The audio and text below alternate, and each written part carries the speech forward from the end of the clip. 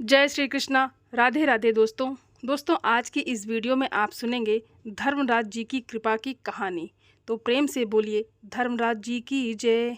एक समय की बात है, एक गांव में एक पति पत्नी रहते थे। पति खेतीबाड़ी का काम करता था और पत्नी घर के कामों को किया करती थी। उनका जीवन अच्छे से कट रहा था। एक दिन एक नाग उनके घर आया। किसान की पत्नी ने नाग को दूध पिलाया। अब यही सिलसिला रोज का होने लगा। रोज किसान की पत्नी ताज़ा ताज़ा दूध नाग को पिलाती। दोनों खेलते कूदते, फिर रात में नाग चला जाता। धीरे धीरे किसान की पत्नी और नाग में प्रेम हो गया। एक दिन नाग ने कहा, मैं तुम्हारे साथ दिन रात रहना चाहता हूँ। तब किसान की पत्नी ने कहा, जब तक मेरे पति जीवित हैं तब तक हम दोनों एक साथ कैसे रह सकते हैं। इस पर नाग ने कहा, मैं तुम्हारे पति को डस लेता हूँ, फिर वो मर जाएगा, उसके बाद हम लोग एक साथ रहा जाएगा। किसान की पत्नी बोली, ठीक है, तुम मेरे पति के जूतों में बैठ जाओ, फिर जब वो पहनेगा तब तुम उसे काट लेना। सांप ने वैसा ही किया। उस किसान के जूतों में जाकर बैठ जाता है। किसान खा पीकर खेत जाने के लिए जूता पहनता है तो जूतों को झाड़ कर पहनता है। झाड़ते समय वो सांप जूतों में से गिर जाता है। फिर किसान की पत्नी के कहने पर सांप किसान के कुर्ते में जाकर बैठ जाता है। किसान कुर्ता को झाड़कर पहनता है, सांप फिर से गिर जाता है। किसान की पत्नी के कहने पर सांप किसान को खेत में काटने के लिए जाता है। जब सांप किसान को काटने जाता है तब किसान की नज़र सांप पर पड़ जाती है और वो उसे कुदाल से मारकर मुर्दा बना देता है। फिर किसान उस सांप को वहीं के एक पेड़ पर टांग देता है।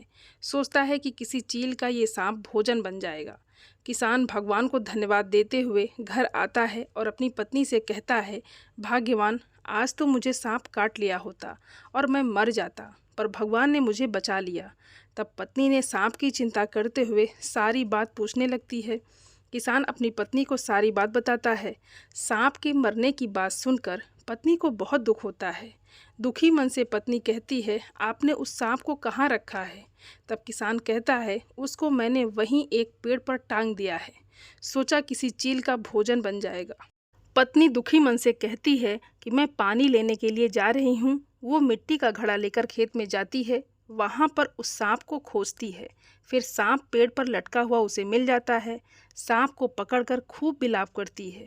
सांप से वादा करती है कि हे प्रिय, तुम्हें मारने वालों को मैं भार में झुकवाऊंगी। वो खूब रोती है। फिर उस सांप को घड़े में रखकर घर लाती है। घर लाकर उसे हंसिया से छोटा छोटा पीस बनाती है। 4 पीस खटिया के चारों घोड़ा के नीचे रखती है, 1 पीस रजिया के नीचे रखती है, 1 पीस मनही के नीचे रखती है। पहले के ज़माने में रजिया और मनही से अनाज नापा जाता था। 4 पीस मचिया के नीचे रखती है, 1 पीस दिया जलने वाली दीपक में रखती है। फिर अपने पति के पास जाती है और कहती है, हे स्वामी, आज आपने काल को भी जीत लिया। आज आपने सांप को मारकर वीरता दिखाई है। उसका पति भी बहुत खुश था।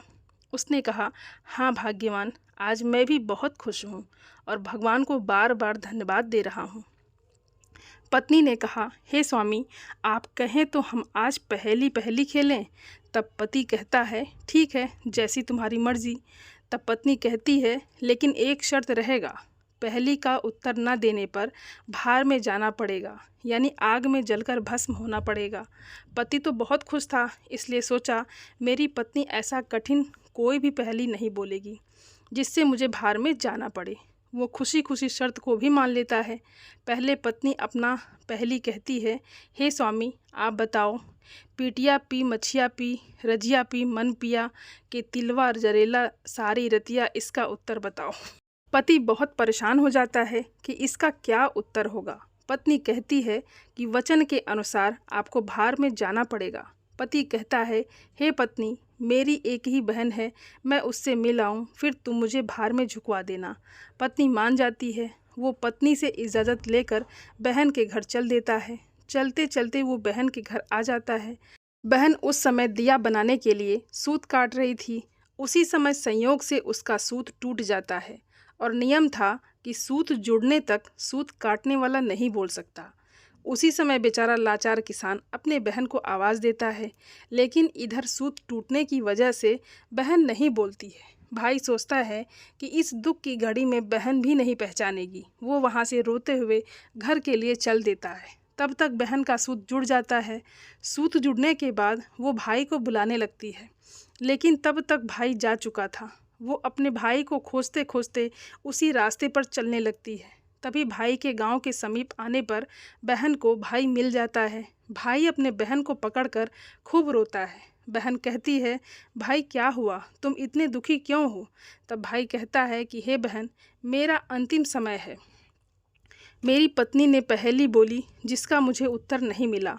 अब शर्त के अनुसार मुझे भार में झुकवा देगी। बहन ने पूछा, हे भाई, वो पहेली क्या था? तब भाई ने पहेली बताया। बहन बोली, ऐसा पहेली तो मैंने पहली बार सुना है। ये कैसा पहेली है? भाई बहन बैठकर खूब रोते बिलखते हैं। इसी बीच शाम हो जाती है। बहन कहती है, हे भाई, आज रात यहीं पर बिता देते हैं। कल सुबह मैं भी आपके साथ आपके घर चलूँगी और भाभी से ऐसा ख़राब पहेली पूछने का कारण पूछूंगी। तब तक पूरी रात मैं इस पहेली का उत्तर खोजती हूँ। भगवान की कृपा हुई तो हमें उत्तर ज़रूर मिलेगा। पास में ही एक झोपड़ी थी। बहन भाई को लेकर उस झोपड़ी पर जाती है। उस झोपड़ी में एक बुढ़िया माई रहती थी जो धर्मराज जी की परम भक्त थी। बहन बुढ़िया माई से प्रार्थना करती है, माई, आज हमें यहाँ पर ठहरने दीजिए। बुढ़िया माई उन दोनों को रहने के लिए इजाज़त दे देती हैं। फिर बहन से बुढ़िया माई पूछती है कि बेटी, तुम इतनी उदास और दुखी क्यों हो?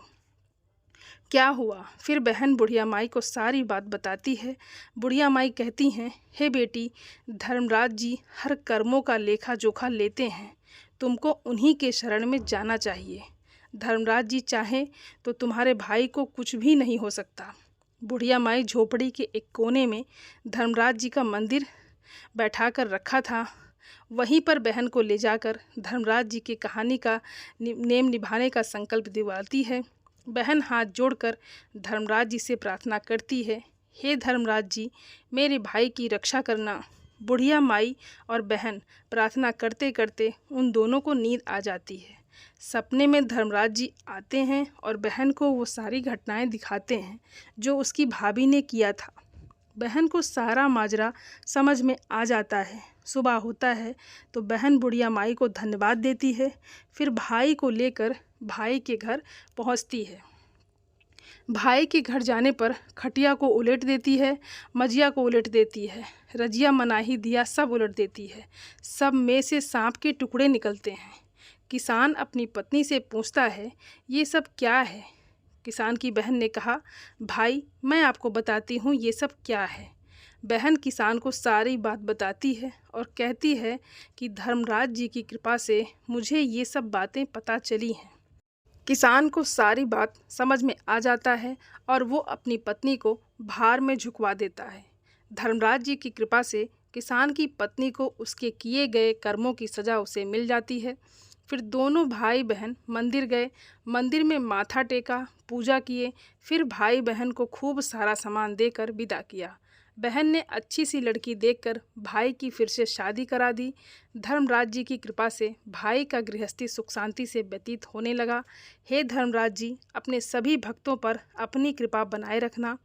प्रेम से बोलिए धर्मराज जी की जय। दोस्तों, उम्मीद करती हूँ ये वीडियो आप सभी लोगों को बहुत अच्छी लगी होगी और आप सभी सनातनी भाई बहनों से मेरा विनम्र निवेदन है, मेरे चैनल को सब्सक्राइब ज़रूर कर लें और वीडियो को लाइक और अपने फैमिली फ्रेंड के साथ शेयर ज़रूर करें। आप सभी को जय श्रीमन नारायण। धन्यवाद दोस्तों।